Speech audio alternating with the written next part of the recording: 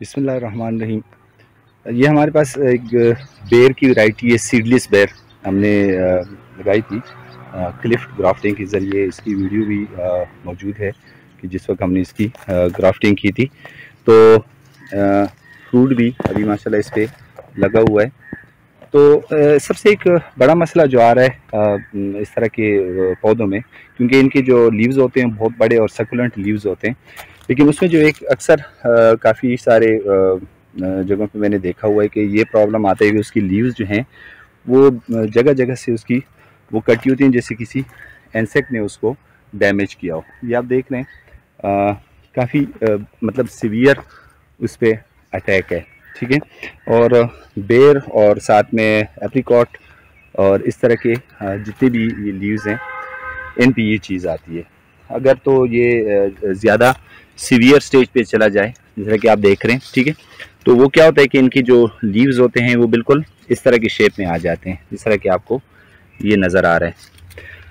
तो क्या कहते हैं कि लीव्स जो हैं वो खुराक बनाना बंद कर देते हैं, और जब आपकी लीव्स पौधे की खुराक बनाना बंद कर देते हैं तो पौधा जो है वो कमज़ोर होने लगता है। तो बहुत ही दोस्तों ने, बहुत सारे ज़मींदारों ने कांटेक्ट किया है, उनके प्लांट्स पे इस तरह का मसला आ रहा है। अगर ये सीवियर स्टेज पे चला जाए बहुत बड़ा मसला बनता है, क्रॉप ख़राब हो जाती है। ये देखें काफ़ी मतलब इसके लीव्स जो हैं वो डैमेज होते जा रहे हैं, ये आप देख रहे हैं, ठीक है, ये देखें। तो अब इसका मसला क्या है, क्या वजह क्या है इसकी, किस चीज़ की वजह से ये सब कुछ हो रहा है, या कौन सा ऐसा इंसेक्ट है जो इन लीव्स को जो है उन पे वो फीडिंग कर रहा है। तो काफ़ी मतलब मैं तो कहूँगा कि जिस सबसे ज़्यादा जिस चीज़ ने मुझे थकाया है तो वो ये मसला था, जिसको फाइंड आउट करना था कि आखिर ये क्या वजह हो सकती है। इसकी जो सबसे बड़ी वजह है, एक इंसेक्ट है कैटरपिलर जिसको हम कहते हैं, या पत्ते खाने वाला कीड़ा, ठीक है, बहुत ही माइन्यूट छोटा सा कीड़ा जिसको हम स्लग इंसेक्ट कहते हैं, स्लग कैटरपिलर। बहुत ही स्लो मूवमेंट होती है उनकी, ग्रीनिश कलर का होता है, और वो जो है इन लीव्स पे जो है वो फीडिंग करता है। हम देखते हैं कि इन लीव्स पे अगर वो मुझे कहीं मिलता है तो मैं आपको दिखा दूं कि वो किस तरह का इंसेक्ट है और उसकी फीडिंग बिहेवियर क्या है, और आप उसको किस तरह कंट्रोल कर सकते हैं। क्योंकि इस तरह के पौधे अगर कोई लगाता है, ये बहुत ही रेयर पौधे होते हैं, जिस तरह की सीडलेस बेर है, इस तरह के और पौधे हैं कि जो बहुत कीमती पौधे होते हैं, लेकिन फिर अगर उसकी लीव्स इस तरह के हो जाते हैं जो जिस तरह की ये आपको नज़र आ रहे हैं, और आहिस्ता आहिस्ता उनकी लीव्स ख़त्म होना शुरू हो जाते हैं, तो ज़ाहिर पौधा भी जो है वो फिर अल्टीमेटली ख़त्म हो जाता है।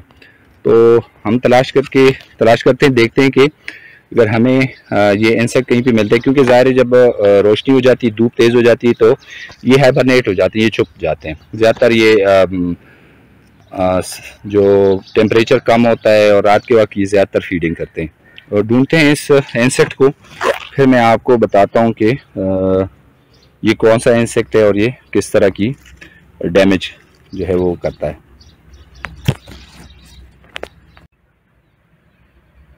ये आपको नज़र आ रही है, ये देखें, ये बारीक सा कीड़ा आपको नज़र आ रहा है, ये कैटरपिलर। तो ये सारा काम हमारे इस नन्हे से दोस्त का है। ये बहुत ही तेज़ी के साथ फीडिंग करता है, एक पत्ते से दूसरे, दूसरे से तीसरे। ज़्यादातर ये लीव्स की बैक साइड पे रहता है, और ये जो आप पत्तों का हाल देख रहे हैं ये ज़्यादातर इस इंसेक्ट की वजह से, इस कैटरपिलर की वजह से, ठीक है।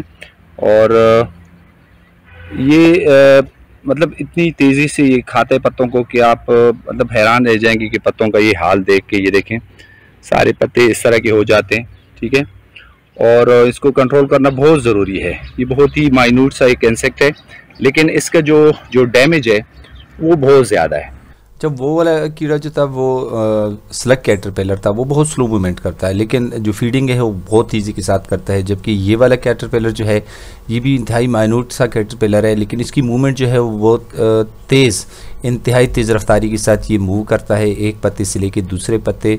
और इसी तरह जितनी तेज़ी के साथ ये मूवमेंट करता है उतनी ही तेज़ी के साथ ये फीडिंग भी करता है। और लीव्स की बैक साइड पे ये गैलरीज बनाता है, जो ऊपर वाली लेयर है उसको ख़त्म कर देता है, उसको खा लेता है, और उसके बाद जो एपिडर्मिस लेयर है वो सूख जाती है और आपको उसमें गैलरीज नज़र आती है और सारा पत्ता जो है वो आपको इस शेप में नज़र आता है। ये डैमेज है इन दो इंसेक्ट्स की, तो इनको कंट्रोल करना बहुत ही ज़्यादा ज़रूरी है, वरना आपका पौधा जो है वो मुकम्मल तौर पर ख़राब हो सकता है।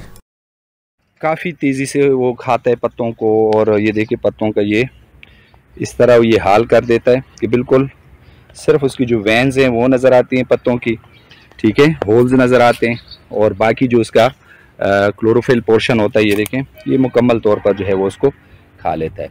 अच्छा, अब इस का कंट्रोल का तरीका क्या है? आप इस तरह के दवाई इस्तेमाल करेंगे कि जो दरख्त के पत्तों में जज्ब हो सकें, ताकि ज़ाहिर ये अक्सर चूँकि ये पोर्शन है और ये जो लार्वीज़ हैं ये इसके बैक साइड पर रहते हैं, तो अगर आप अक्सर लोग जो स्प्रे करते हैं तो वो स्प्रे जो है इसके फ्रंट पोर्शन पे पड़ती है, जबकि बैक साइड पे उसकी दवाई नहीं पहुंचती। एक तो आप कोशिश करेंगे कि अगर आप स्प्रे आपने करनी है तो उसके जो लीव्स के फ्रंट और बैक दोनों पोर्शन है वहाँ तक ये दवाई पहुंचे, ठीक है। अच्छा, दूसरी बात यह है कि आपने जो इंसेक्टिसाइड यूज़ करनी है वो आपने यूज़ करनी है जी सिस्टेमिक इंसेक्टिसाइड। सिस्टेमिक इंसेक्टिसाइड कौन से होते हैं? वो जो पत्तों के अंदर जज्ब हो सके। जब वो दवाई आप स्प्रे कर लेते हैं तो वो दवाई जो है वो पत्तों में जो है वो जज्ब हो जाती है। तो अगर वो बैक साइड पे भी वो फीडिंग करेगा, तो जब भी वो फीडिंग करेगा तो वो चूँकि ऑलरेडी दवाई उसमें एब्जॉर्ब हो चुकी होती है तो वो जो है उसकी स्टमक में पहुँचेगी और जो इंसेक्ट है वो ख़त्म हो जाएगा। तो ये एक मेन रीज़न है। सिस्टेमिक इंसेक्टिसाइड जो है आप कोई भी यूज़ कर सकते हैं, उसमें एमामेक्टिन भी है और भी मुख्तलिफ प्रोडक्ट्स हैं अच्छी कंपनीज़ के, तो वो यूज़ करें ताकि आपका जो पौधा जो है वो हेल्दी रहे। वरना कि अगर इसके लीव्स वगैरह ख़त्म हो जाएंगे, इस तरह की कंडीशन होगी लीव्स की, तो क्लोरोफिल नहीं होगा, खुराक नहीं बनेगी प्लांट्स के लिए और पौधा जो है वो कमज़ोर होता जाएगा।